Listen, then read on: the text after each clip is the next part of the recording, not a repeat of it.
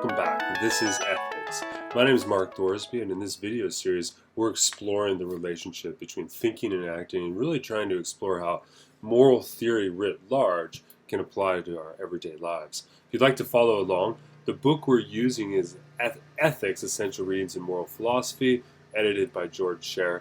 But I should say that pretty much all the text we're looking at, you can get freely available online, so no reason not to follow along. So welcome back, everyone. By the way, there's someone mowing the lawn outside, so I don't think it should record. It should interfere with the audio, but I hope not. If it does, I apologize. Today we're going to be looking at an essay by famed moral philosopher Peter Singer, and we're going to be looking at his essay "Famine, Affluence, and Morality." Now, Peter Singer is really just, I think, a top-notch philosopher. If you'd like to learn more about him, you can go to his webpage.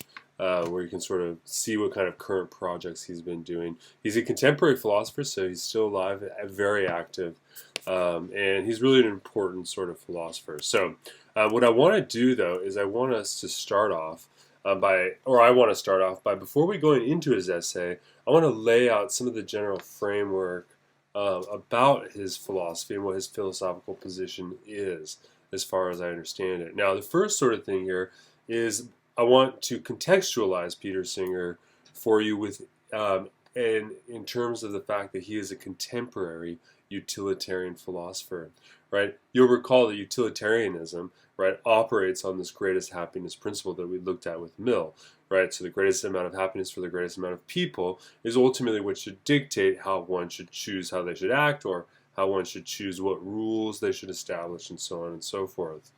And we looked at the question in Mill about Mill's insistence that ultimately happiness is defined as pleasure, pleasure being the absence of pain or suffering.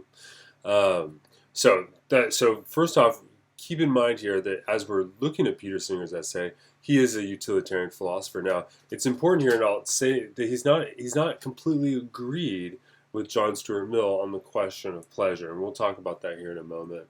But also, two of his key works. Now, he's written many, many books, so there's no shortage of work of his that you can take a look at. But his first book, Animal Liberation, is probably his most well-known text, published, I believe, in 1975, and it really advocates ultimately for the ethical stance that animals have rights and that they need to be freed, ultimately liberated. It's a very, very important text, especially for the development of the animal rights community and movement. Another important book of his, which is a little bit more philosophical, and in many ways I think is a great introductory textbook to any ethics course whatsoever, but is his book Practical Ethics. One of the things, too, that's important about Peter Singer is that Peter Singer strongly advocates, in many of his works, and especially in the text we're looking at today, he advocates the notion that ethics has to be practically applied, right? And that moral theory can't just be a theoretical exercise.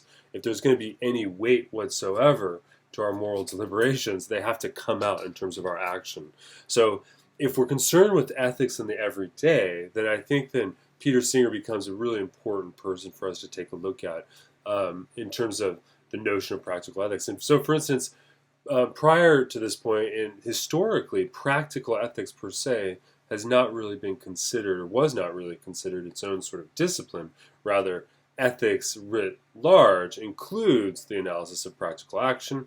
You can look at Immanuel Kant's notion of practical reason, and how practical reason is an essential ingredient to the development of his own moral theory.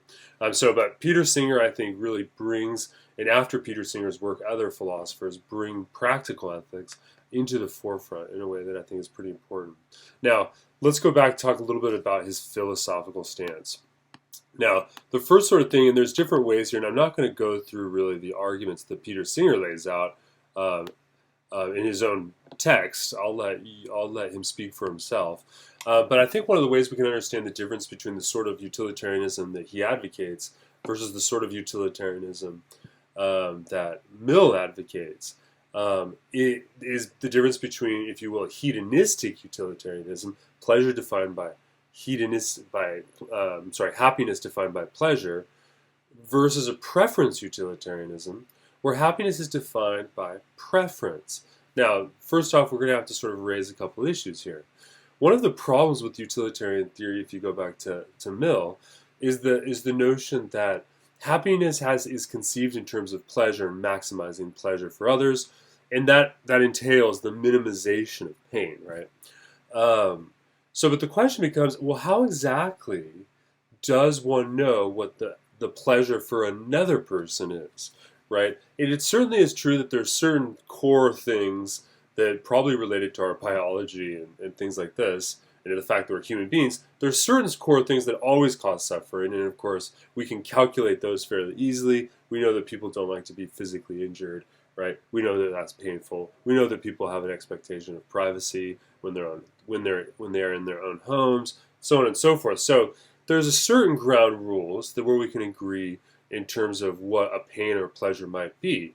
But you can also consider there's many, many other cases in which what would count as pleasure for one person might differ significantly from what might be considered pleasure by another person, right? So this creates a bit of a problem, because then it means that at some point the subjective desires and preferences towards specific pleasures for these individuals differ, which makes it difficult to anticipate what sorts of pleasures ultimately have to be maximized. And so this creates, I sort of think of it as it creates a sort of kind of sandcastle problem, where you can think of utilitarianism built up as a sandcastle, but there's this underlying problem which is slowly eating away at the sand underneath the castle. So I think it represents a structural philosophical challenge for utilitarianism.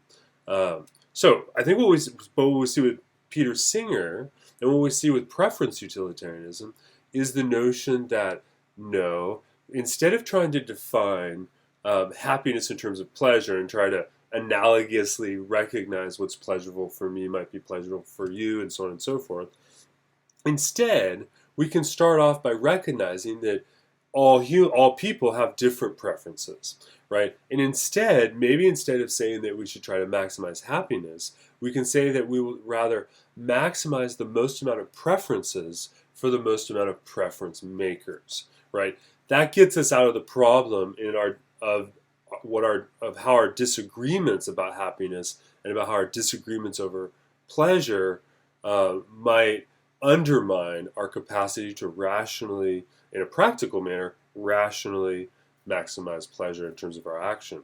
So preference utilitarianism sort of substitutes preference as a structural element, I think, philosophically, that stands in for happiness, and it sort of solves these problems. It also has a secondary benefit, in fact, maybe it's the key benefit, especially for Singer here, is that preference utilitarianism means we can make objective determinations about what people's preferences are.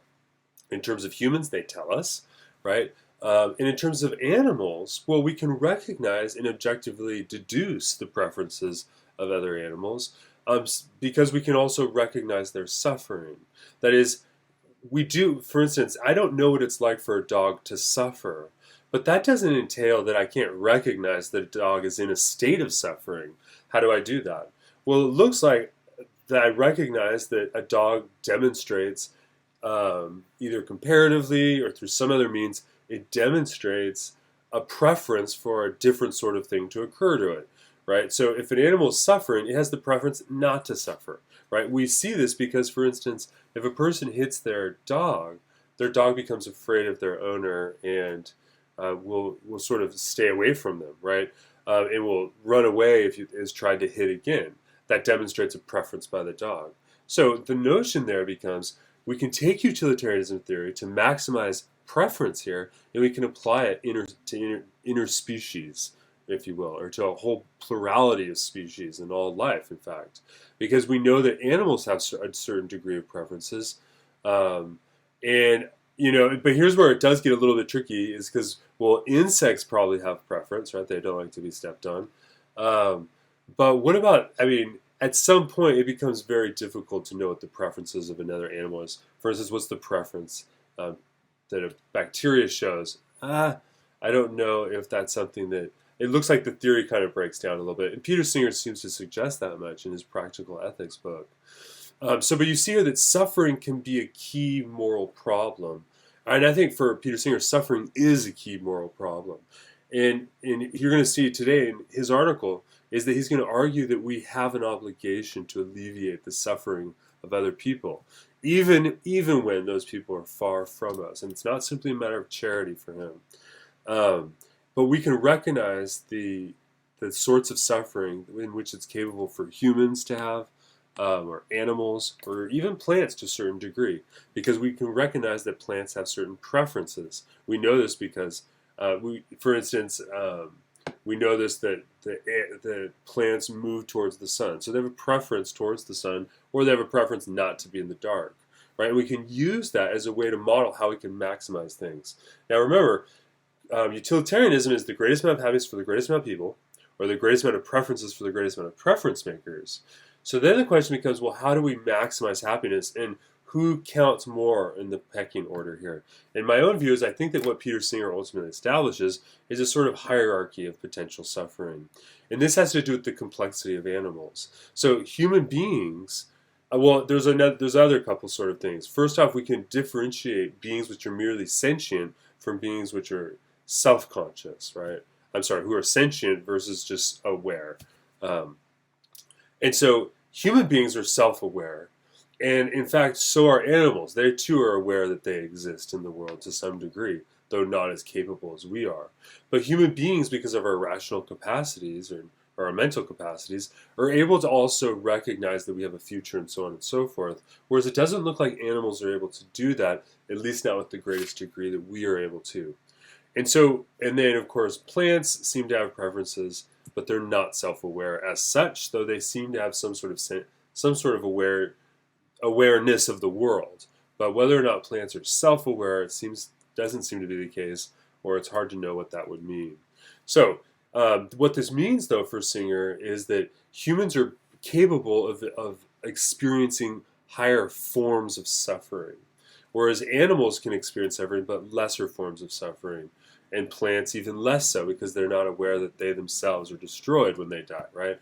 So what he sets up here is that means that when we maximize the preferences of preference makers, we have to consider animals and plants within our moral calculation, but it doesn't necessitate that the preferences of animals and plants necessarily overrides the preferences of humans. It depends on a case-by-case basis. He also introduces a notion of the doctrine of replaceability, namely that when you destroy a plant, right, you destroy something that exists in the world, life, and obviously that life had a preference not to be destroyed, and so nothing is destroyed that's self-aware, and so what you should do is you should always try to replace that which is destroyed. So he has a sort of practical model for thinking about animal rights as well as environmental ethics and ecology. So it's quite fascinating.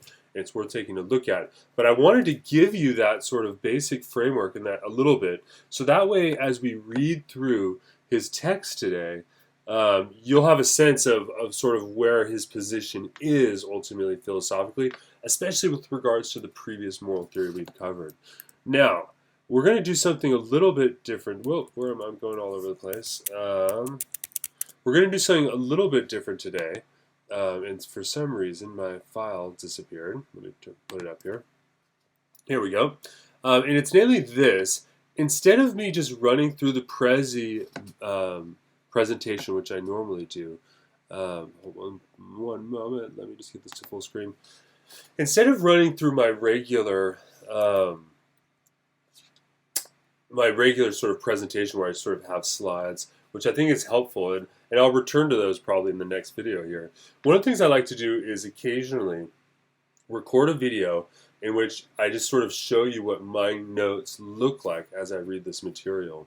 One of the things that's helpful, especially for those of you who are just starting out and studying philosophy, is one of the absolute essential ingredients is you have to learn to become an active and engaged reader. And I'm not the best at doing this, but I want to give you an example of what I put into my text when I read them, so that I can understand the material in the way that I do. I don't always get things accurately, but I want to sort of give you an example of this is what your book should look like as you're reading this stuff. Now, everyone has their own style, so study how you like. but I want to sort of show you through this. And I'll take us through the different points that I've noted here throughout the essay. Now, the essay itself is actually fairly dense and fairly short. So we'll sort of walk through it piece by piece as we go here, right? Now, Peter Singer begins the argument here with the fact of imminent suffering. Now, imminent means the here and now, right? And suffering is happening in the here and the now. Now, he writes this, of course, in 1971, and in particular, he writes about people who are dying in East Bengal from famine, as well as a lack of shelter and medical care. Right, and so this is something that's real, that's happening as he's writing it. Now, we're not going to go into the history of what happened in that famine, but it's obvious and fair enough to say that there's imminent suffering today as well. So people are suffering right now as you're watching this video or as you're reading this material, and those people may not even be far from you. But just think, for instance, about the refugee crisis in Syria today. Among many other sorts of crises that are occurring, right? There are people who are dying right now. And for instance, we can stop their suffering simply by giving money to organizations who are trying to provide relief, right? So we can actually alleviate their suffering. Now, Peter Singer, so that's the first sort of thing is to recognize, is that we have all these different sorts of problems throughout the world. But there's suffering in a variety of proportions, but we know that it's happening, right? And Peter Singer says the decisions and the actions of human beings can prevent this kind of suffering. Now, it's true that not everything can be prevented, right? But some things can certainly be prevented. But he goes on to say, unfortunately, though, human beings have not made the necessary decisions at the individual level. People have, with very few exceptions, not responded to the situation in any significant way. Not to mention that at the government level, he says no government has given the sort of massive aid that would enable the refugees to survive for more than a few days. Whoops, pardon me there. So first off, recognize here is that what he's saying is that we have imminent suffering. Some of it, if you want to divide it in half, some suffering you probably can't stop, right? An earthquake happens and someone gets killed. That's pretty much unavoidable. You know, it depends. Maybe it is avoidable if you have better building codes and that sort of things. But if you're in a field and it just opens up, right, it's not preventable. But a lot of suffering is preventable, right? Especially things such as famines, refugee crises, things like this. Now, we can take this further. So out of the sorts of suffering that we can do something about, there's two levels at which we can act. We can act as in an individual way. We can also act in a governmental way, right? But of course, one of the things we notice is that he says, at least in the crisis he's referring to in the 70s here, at the governmental level, no government has given the massive aid that would enable the refugees to survive for more than a few days. And wow, doesn't that ring true today with the contemporary refugee crisis? Right? There's a lot of people giving, but by and large, we don't see is major forms of funding and a major effort by the affluent governments of the world, particularly the United States, but many others, to actually activate and to do something here. Right? Now, one of the things is also noticed that at least when I'm recording this right now, in 2017. The United States, right, is in great economic shape apparently, with all-time highs on the stock market. So we have all this money, but we're not giving. Does that represent a moral problem, right?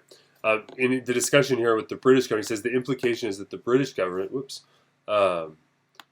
the implication of the British government values a supersonic transport more than 30 times as highly as it values the lives of the 9 million refugees. And what he's comparing there is saying how much it would cost, how much Britain was giving for this crisis versus how much it cost to build this transport system, right? And you can see here the same would be true today, right?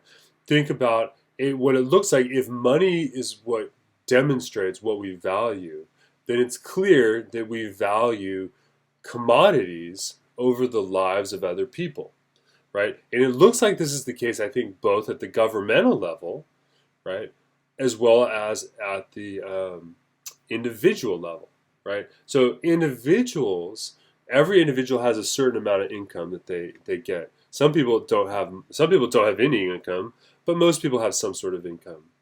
Now, if you have an income in which you're able to save more money than you need to survive, then the question here is, if you value the lives of other people, shouldn't you give that money to help alleviate their suffering? Now, to what degree do you alleviate their suffering? The answer, of course, depends upon the sort of calculus for how you minimize and maximize things, right? Let's keep going here. Right, so Peter Singer here then sort of asks, well, what are the moral implications of the situation? And he says, I shall argue that the way people in relatively affluent countries react to a situation like in Bengal, cannot be justified. Indeed, the whole way we look at moral issues, our moral conceptual scheme needs to be altered, and with it, the way of life that has come to be taken for granted in our society, right? So, you can see here directly, and this is always the mark of a good writer in philosophy, someone who has clear arguments. He immediately tells us what he's going to argue, so it's clear. He's going to say that the situation in which affluent countries can ignore crises in lesser affluent parts of the world, right? In which, for instance, the United States could ignore a famine or a crisis in another country. Right? He's going to argue that that is unjustified morally, and that the whole way in which we're looking at morality here, we've got to change that. So this is a sort of important point. If we're concerned with the relation between ethics and the everyday, then I think what we have to ask ourselves is, how do we look at ethical and moral problems on an average every day? Notice he says the whole way we look at moral issues. There's an aspect in philosophy that I'm personally quite interested in, which I would call moral phenomenology. And that's the question of, what does it mean to experience, and what are the things that are integral to our experience of moral problems? When we recognize a moral problem, we seem to be using a phenomenological register to describe that. So think about that for a moment. How do you perceive moral problems? All of us have had instances where we were with someone, or maybe we were in public, and someone did something that was unjustified morally, right? Maybe they stole something. And we found out about it, and we had to sort of and maybe we acted, maybe we just said nothing, right? But in that moment, you experience a moral problem and ask yourself, okay, when you start to reflect on that moral experience, what's the sort of conceptual scheme that you're using to assess these problems? So, for instance, if I look at the problem of people suffering in another part of the world, and I say, so let's say I'm wealthy, and I'm not, but let's say I make $250,000 a year, which seems pretty wealthy to me, not to some, but to most people, it is a lot of money. So imagine I had $250,000, and I really only need $50,000 to survive on each week. And I see, so for instance, someone comes to me and says, will you give money to alleviate suffering in this far-off country, right? And I also, as an ethics professor, right, I also argue that you should try to alleviate suffering. But let's imagine when I see that problem, when I see that commercial, how do I experience it? Am I experiencing it and then reflecting on it with the conceptual schema that says, it's terrible for those people, I'd like to help, but ultimately that's an unfortunate historical event that they're having to live through, and there's not really I can do anything about it. And it doesn't seem to be something that's morally urgent to me, right? How often, for instance, do you, when someone asks for money or charities who are trying to raise funds, how often do you give the money, right? A lot of times people don't recognize the implication of giving to charity to alleviate suffering as itself something that's morally obligatory, right? People don't feel obliged to do it. So he wants to challenge that. He says, but it's important, he says, I begin with the assumption that suffering and death from lack of food, shelter, and medical care are bad. So first and foremost, we're not going to debate this point, right? He's saying, so he doesn't give us an argument for why this is the case. He just says, this is the ground point, is that suffering from starvation, suffering because there's no shelter, suffering because there's no medicine, all of these are bad, right? And I think that's a pretty safe assumption. I think all of us would agree with that, right? So what's his next point? He says, Well, if it's in our power to prevent something bad from happening, without thereby sacrificing anything of comparable moral significance, we ought morally to do it, right? So this is the sort of he's sort of raising here a moral principle. And in fact, he's going to raise sort of two versions of this principle, a hard version and a sort of moderate version of the principle. But the principle is this, is that if we have the ability to prevent something bad from happening, and we already defined bad as starvation, shelter, and medical care, right? If we can prevent something bad from happening, and we don't have to sacrifice anything that's of comparable moral importance, right? Remember, keep in mind here the utilitarian maximization. So you're not going to lose anything, right? If we can prevent something, and we don't really lose anything, then we ought to do it. Right? And I don't think that's a controversial point of view. Of course, the question depends upon what we mean by comparable moral importance. By what degree is something morally important? We already know the answer. It's preferences, right? In terms of its comparability, it gets a little bit trickier, I think, ultimately. But he does qualify. He says, well, without sacrificing anything of comparable importance, he says, I mean without causing anything else comparably bad to happen. Right, or doing something that's wrong in itself, or failing to promote some moral good comparable in significance to the bad thing that we can prevent, right? Okay, so that's the first sort of thing, is we introduce this principle. And by the way, I don't think that this is very controversial as such. It seems to me to be a good moral principle. It seems to me something that I would consent to. And as we're going through this video, ask yourself, do you agree? And if you do, we'll see if you're going to be forced to agree with his final conclusion, which you may not like as much. Here, one second, let me get a drink here. Okay, now, let me go here. He does introduce an important thought experiment here. And again, I'm not covering everything in this text. I'm just going to take you through some key points here. But he does introduce a really important famous thought experiment. And I'll sort of read this. He says, an application of this principle would be as follows. If I'm walking past a shallow pond and see a child drowning in it, I ought to wade in and pull the child out. Right? Okay, that makes total sense, right? So that means that, for instance, if I can prevent something from happening, I don't have to really sacrifice anything morally important, I should do that thing. When I see the child drowning and I'm able to run over and grab the child out of the pond, then I should do it.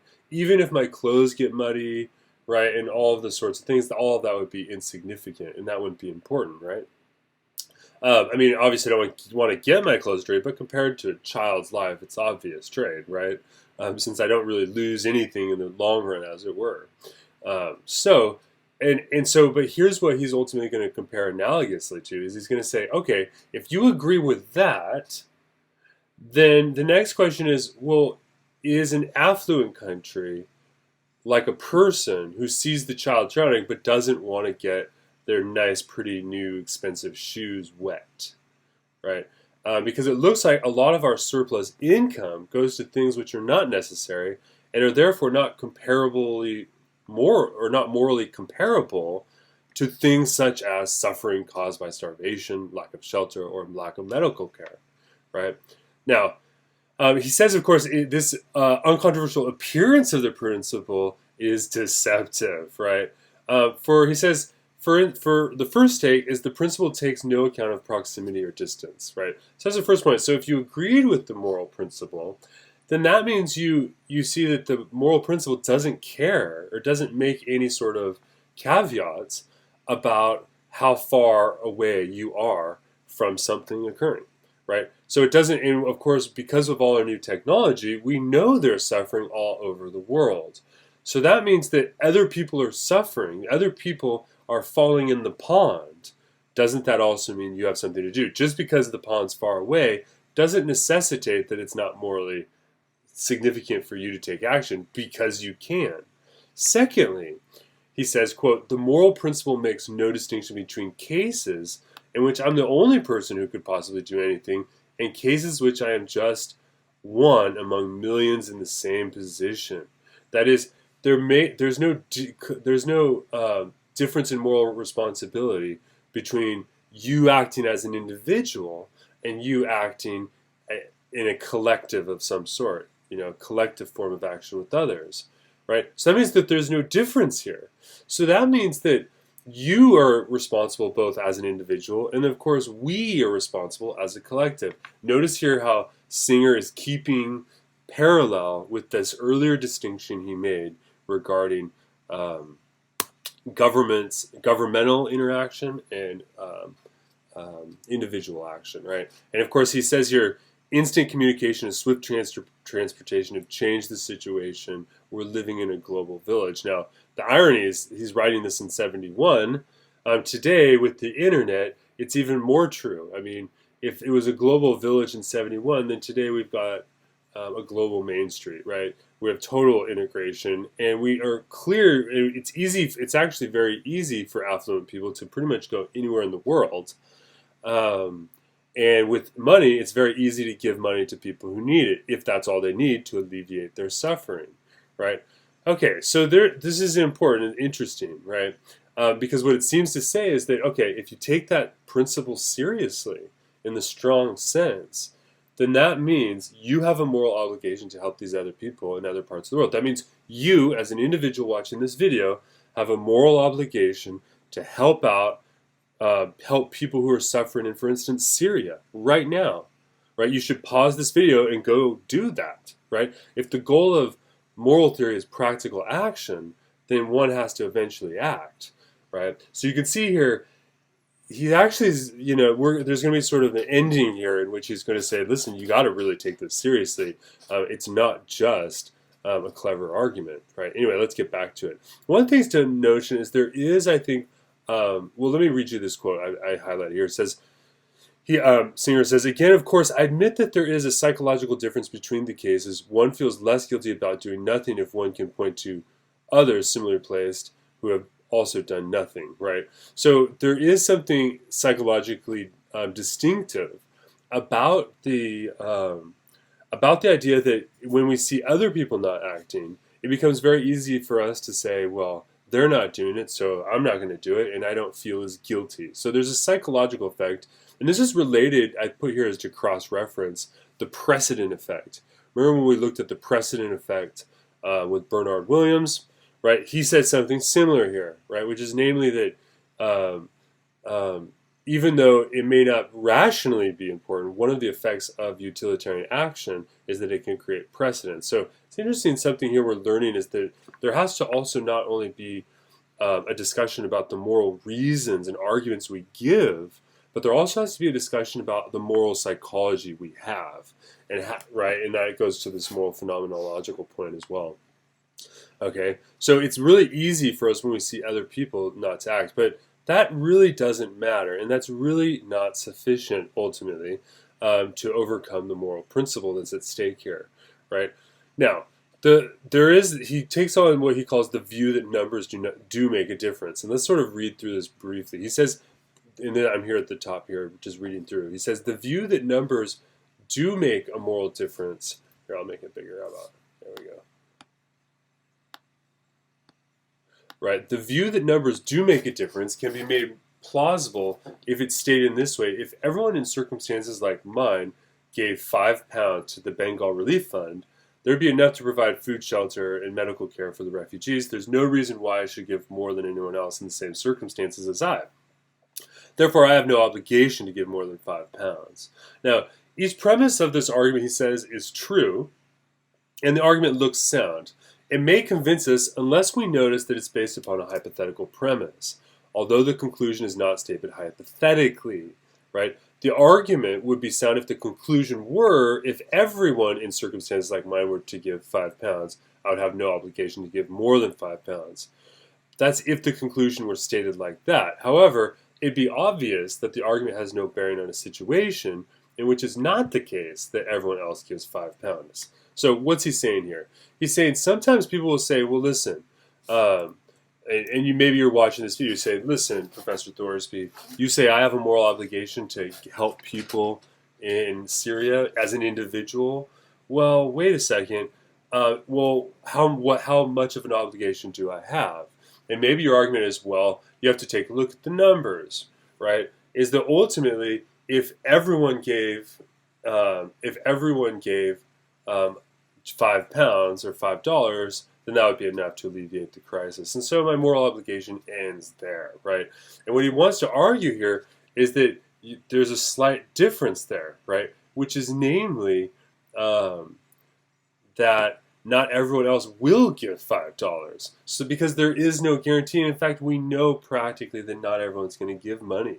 So that means that your moral obligation is to do something. It's not just to say you did something, which means that your moral obligation is actually a higher proportion than simply it being an average of the aggregate or something like this.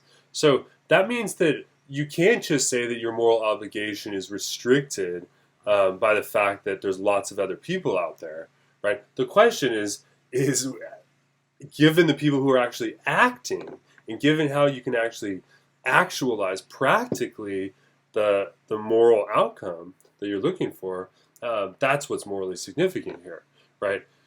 So that's the point, right? He goes on to say, it might be thought that this argument has an absurd consequence, right? Since the situation appears to be that very few people are likely to give substantial amounts, it follows that I and everyone else in similar consequences ought to give as much as possible. That is, up to the point at which by giving, one would begin to cause serious suffering for oneself, right? So then what Peter Singer has to counter here is the objection that says, okay, Singer, your argument is that we have an obligation that goes doing something that goes beyond just being an individual among a group. Okay. Well, does that mean that I should give everything I've got until I start to actually cause comparable moral suffering for myself or for someone else in my vicinity or by my actions? Right? So it looks like this is sort of kind of the it's not enough versus doing too much sort of argument. Right? And here's what he says. He says, well, if everyone does this, however, there will be more than can be used for the benefit of the refugees, and some of the sacrifice will have been unnecessary. So if everyone acts to their full extent, then that means that some of that is going to be wasted. So you can see here is that your moral obligation is not to the full extent, but it's not to the non-existent or even just the most moderate aggregate sense, right? He says, thus, if everyone does what he ought to, the result will not be good as if it would be if everyone did a little less than they ought to do, right? So this creates a sort of paradox, which is namely, okay, the paradox here seems to be that what happens is I have to give, I have to donate or give money or do something more than others, but I have to do less than everyone who actually is going to do something, right? So you can see here you get this sort of paradox, which is a problem in terms of practical reasoning. And here, let's sort of take a look at what he says. Well, here, let's go down here. What he does is he breaks down this paradox, and he concludes by saying, the seeming absurd consequence of the principle I put forward can only occur if people are in error about the actual circumstances. That is, if they think they are giving when others are not, but in fact they're giving when others are. So the result of everyone doing what he really ought to do cannot be worse than the result of everyone doing less than he ought to do. And so you can see here is that what Singer wants to say is that the objection that you either have to do too little or too much, right, is ultimately based upon practice. It's based upon knowing what's actually happening, having knowledge of the actual context and cases itself. And then if we can articulate those, we can actually articulate a more specific, if you will, localized determination of our moral obligations, right? So he says the outcome, this is at the bottom, the outcome of this argument is that our traditional moral categories get completely upset, right? So what I love about Singer is it seems so simple, but the more you start thinking it through, the more radical it seems that his thesis is going to upset our moral categories. Now, there's one basic moral category that he thinks it upsets, and that is the moral category between the distinction of duty and charity. That is, moral obligation and doing something that's not morally obligated, but morally praiseworthy, right? I think he doesn't use those terms, but those are terms that we're using throughout our course, right? So the question here is, okay, you have a moral, and Singer's view here is you now have a moral duty to act, right? And that means that it's not just about you being charitable, which means that you have a moral obligation to help these other people. Now, does this mean that he gets rid of the category of charity altogether? Whoops, let me go back here. Let me just scroll down here. He said, to answer your question, he says no, or he doesn't say no. He says, quote, I am not maintaining that there are no acts which are charitable, right? So he's not denying that charity is possible, and he's not denying that there can be charitable acts. But what he is going to deny is that your moral obligation to help other people who are starving to death is not a matter of you being charitable, right? You should do this, right? Right, sort of strict line here. And this, because one of the things though is that the moral category of charity sometimes, and I think obviously, can be used to ignore one's own moral responsibility, right? So he says it may be possible. He goes on, right? He says, I'm not maintaining that there are no acts which are charitable, or that there are no acts which it would be good to do, but not wrong not to do. Right? It may be possible to redraw the distinction between duty and charity in some other place. So he doesn't want to get rid of the distinction between duty and charity, but what he clearly wants to do is rework it, right? Rework it, and you're probably asking how? Well, rework it in a way which is consistent with this earlier moral principle, right? Now, clearly this means that there's radical implications, right? And some of the other objections is this is just really a drastic revision of our moral schema, right? And his conclusion, he says, follows from the principle, of course, which he advanced earlier, which is why, of course, I said it's going to be a articulation. He's going to distinguish charity and duty in a way which is consistent with this earlier moral principle. So if you want, you can just pause here and ask, what was the earlier moral principle? Sorry, I can't talk for some reason. Let me take a drink of water.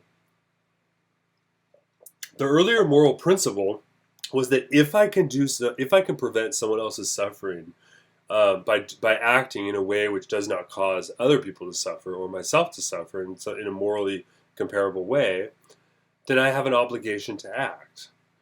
Distance, and I would argue, interestingly, time doesn't seem to matter either, right? He doesn't go into time, but you think about time and climate change here, right? He says distance, for instance, proximity, these things aren't morally relevant to the principle. And also, whether or not it's an individual or a group, that doesn't matter either, right? The fulfillment of the moral principle says you should act, right? This seems pretty, and so if you're going to realign the conceptions of duty and charity, then they need to be consistent with that principle. So you can try to imagine yourself what type of charity would be consistent with that? Well, I think what you're going to see pretty quickly is that charity is about helping. Maybe you can be charitable by giving acts and doing things which push people beyond merely just overcoming those things which we've defined as bad, famine and so forth. So, for instance, it seems like if I give money to my local community to have an art show, well, okay, that seems to be charity because no one was suffering in this bad sense that we articulated earlier. No one's suffering in that case, so I'm not alleviating suffering, but I am making people's lives better. So it looks like charity has to be something like that, whereas duty is about alleviating people who are undergoing or will undergo suffering in this morally bad way, which we defined in terms of famine and this sort of thing. So what this means, right, is that you have a moral obligation to give some of your money, some of your resources away. That doesn't mean that you can just pick or choose whatever you want and just give money to the charity of your choice, like the celebrities do on these TV shows, right?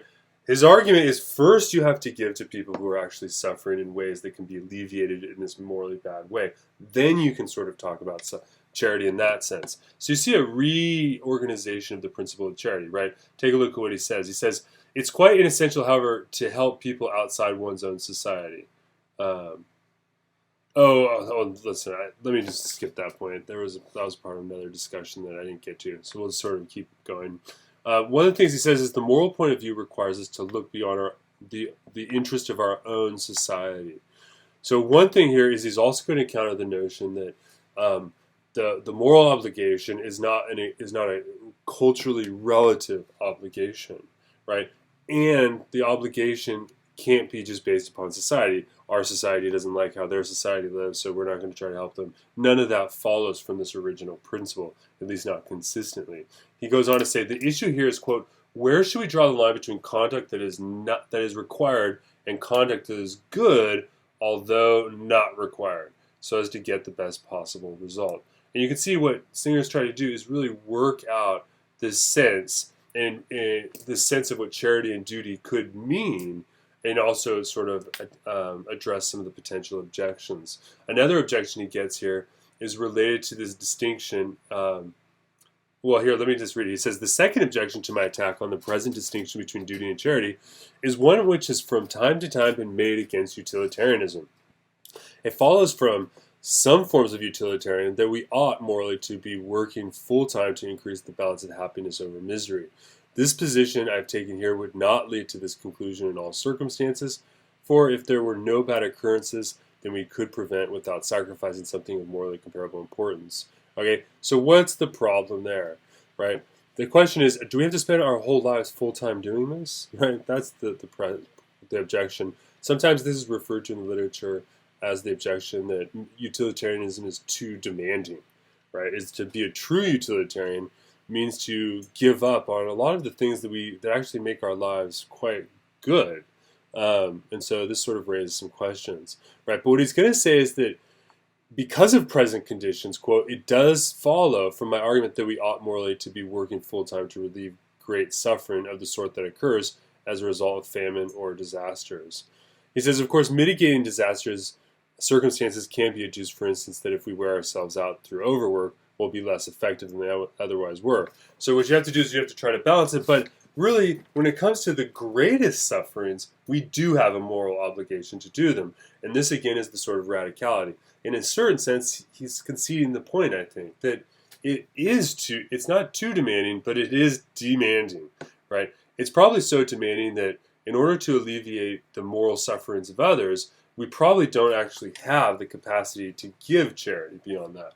Or we have minimal. Now, he doesn't think that this is obviously the conclusion that you should be giving your money away to help people who are dying, and it's an obligation. It's not just being a nice person, right? He says a lot of people think this will appear very radical for most people, especially for the average everyday person. But he says traditionally it's not that radical. Thomas Aquinas says as much, right? He quotes Thomas Aquinas, who's a medieval Christian philosopher, right? And let's see, hold on. We'll go back. Right, here's what Thomas Aquinas says. He says, now according to the natural order instituted by divine providence, material goods are provided for the satisfaction of human needs. Singer doesn't agree with this, but he's just citing a historical example. Therefore, the division and appropriation of property which proceeds from human law must not hinder the satisfaction of man's necessity from such goods. Equally, whatever a man has in superabundance is owed of natural right to the poor for their sustenance. Now, I won't keep going. But what Thomas Aquinas is saying there is that, no, when people are starving, you have an obligation to give them the bread.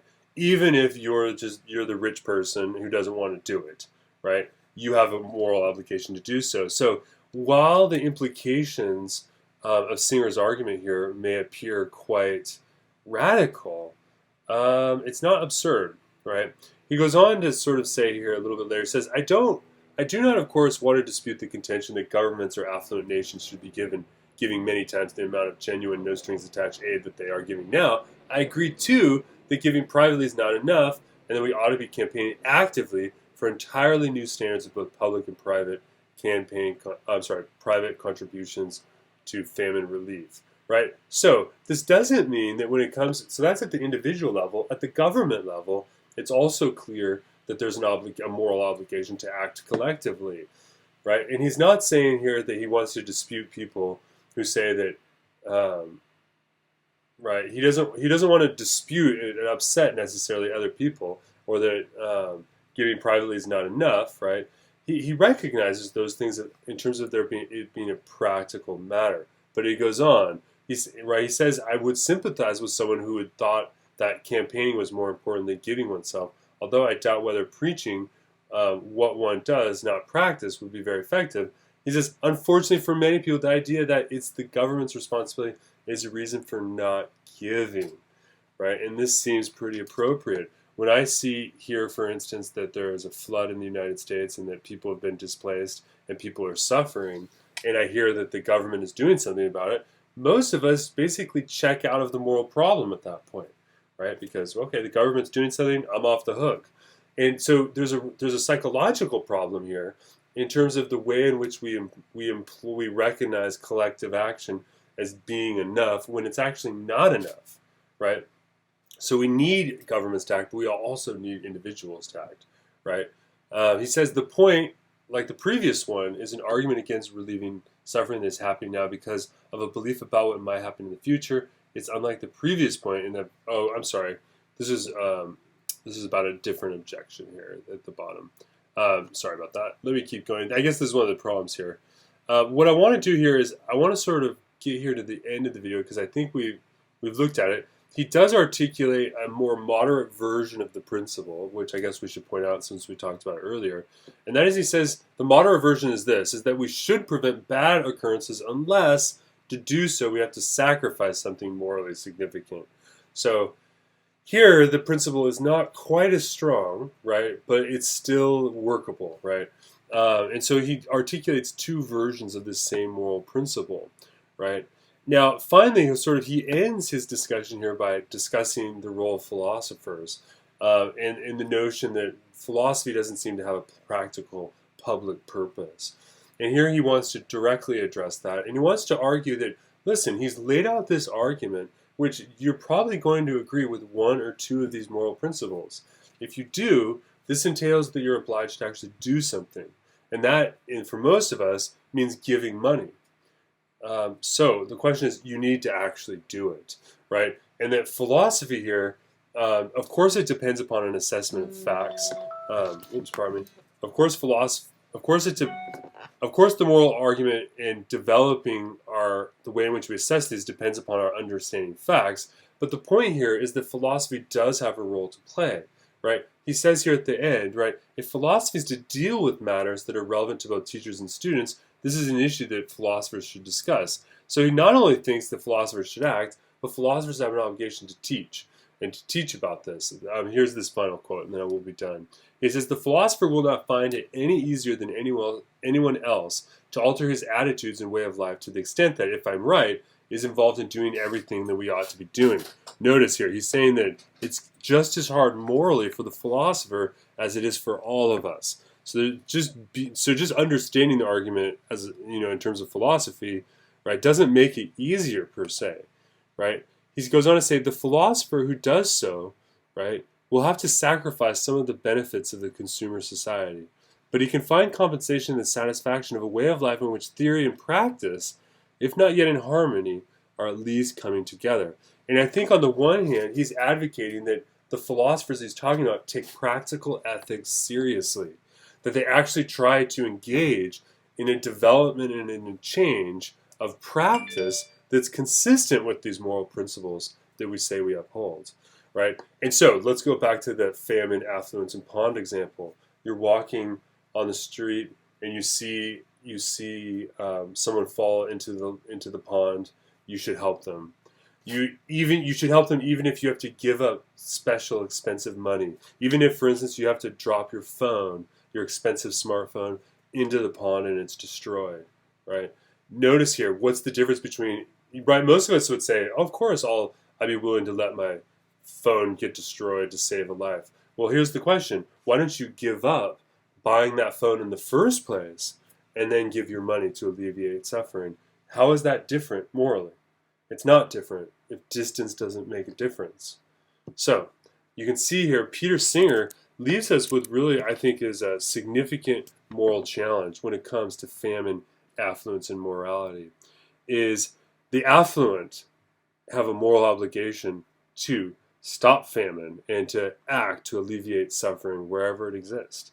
And we all have an obligation, actually, but the affluent have the capacity to actualize that obligation. So what I want you to do now for the challenge is I want you to think about something in your life that you would be willing to give up so that you could alleviate someone else's suffering somewhere else in the world.